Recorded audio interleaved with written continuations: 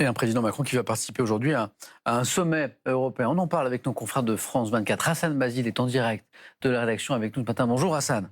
Bonjour Samuel. Avec le futur de l'Ukraine qui se joue aujourd'hui justement à Bruxelles où les 27 se penchent sur la candidature d'adhésion à l'Union.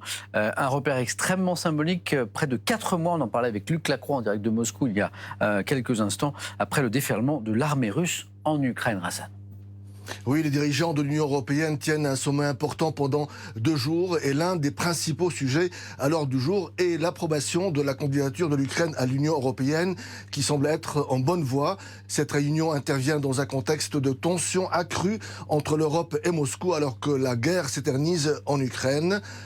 Quelques jours avant le sommet de l'Union européenne, la France, qui assure actuellement la présidence du Conseil de l'Union européenne, a évalué avec confiance la demande de candidature de Kiev.